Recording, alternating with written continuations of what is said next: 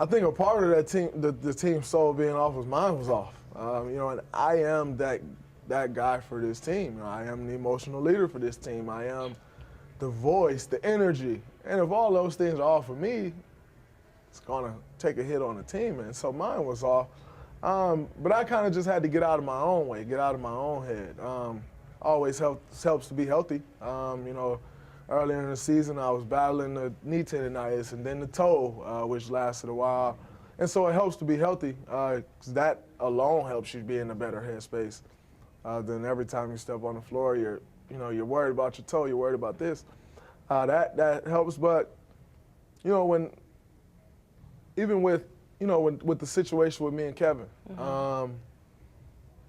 that took a hit on the team, but it also took a hit on me because I am the voice for this team, and yet your voice don't carry as much weight when something like that happens, and you have to gain that back. You have to gain that respect back, and it doesn't happen in a day. It doesn't happen in a week. It happens over time.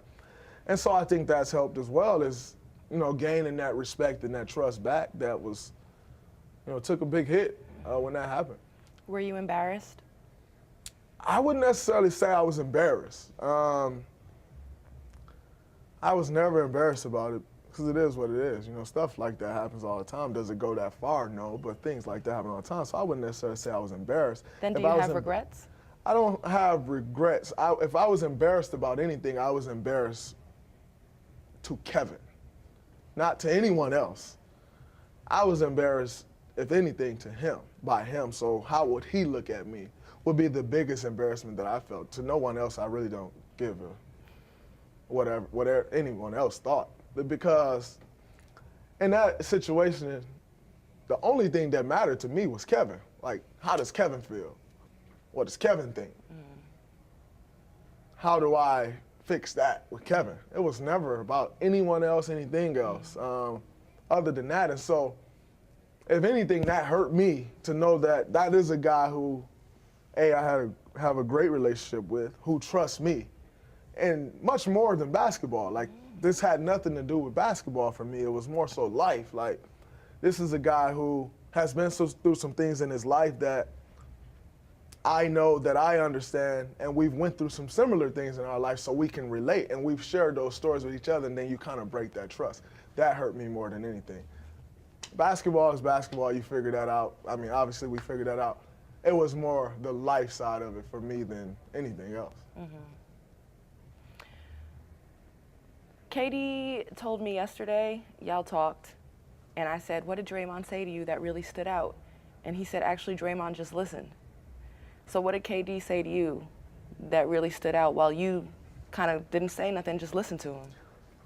I think so many times, we all think we got the answer. And I'm going to say something to make this right. In that situation, I knew that there was nothing I can say to make that right. So how about I just listen to Kevin and what he has to say? Because that's the first step to healing this process, is him saying what he has to say and saying what he feels. I kind of said what I had to say. I had my opportunity to say what I had to say. I completely bombed it, but I said what I had to say, or whatever. There's really no space for me to say anything. It's a time for me to listen. And so I told him, just tell me what you got to say. Tell me how you feel. If you tell me how you feel, then I'll say something. But I'm not just coming into this conversation saying, hey, no, you already talked, shut up. Shut up, I already said what I had to say. And so I think the one thing that Kevin said to me that stood out with me more than anything was, he said, so many times I see people say, Draymond's emotional. I see the coaches say, Draymond's emotional, and that's okay. I see the media say, Draymond's emotional, and that's just Draymond. And I've even heard you say, sometimes my emotions get the best of me. He said, but I'm not allowing you to use that excuse anymore, because I've seen you locked in. I've seen you completely locked in during the playoffs and not get a single tap. I've seen not argue with any refs, not argue with anybody. I've seen you lock in, and you're not emotional. That's an excuse that you've used, that everyone allows you to use, and I'm not allowing you to use that anymore because I know you're much better than that. And that kind of hit home with me because it's real. It's something that, by the way, goes once again, like I said, in this whole process, it was life for me more so than basketball. That hit homes in life. Like that hit, I can use that outside of basketball. And so if he said, out of all the things that he said to me, if there was one thing that I take away from that that's most important moving forward, is that.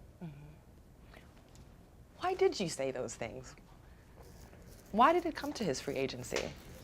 Well, I think, you know, I am someone who,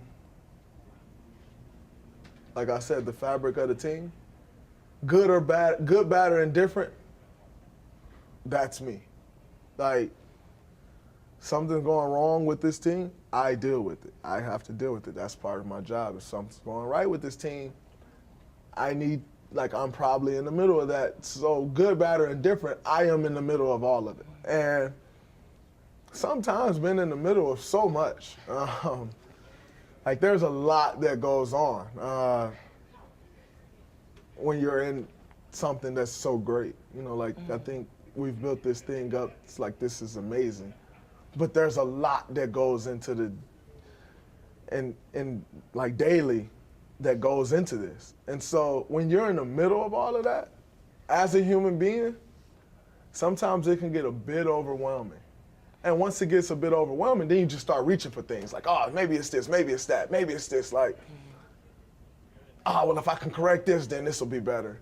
Because, once again, it is kind of my job to make sure things are going the right way. And so sometimes you just get to reaching for stuff that really ain't there. But you convince yourself it's there, and once you convince yourself it's there, you sold on that. And now how do I figure this out? Well, if I need to figure it out, I didn't figure it out that way. So, but you live and you learn. Did you say, I'm sorry?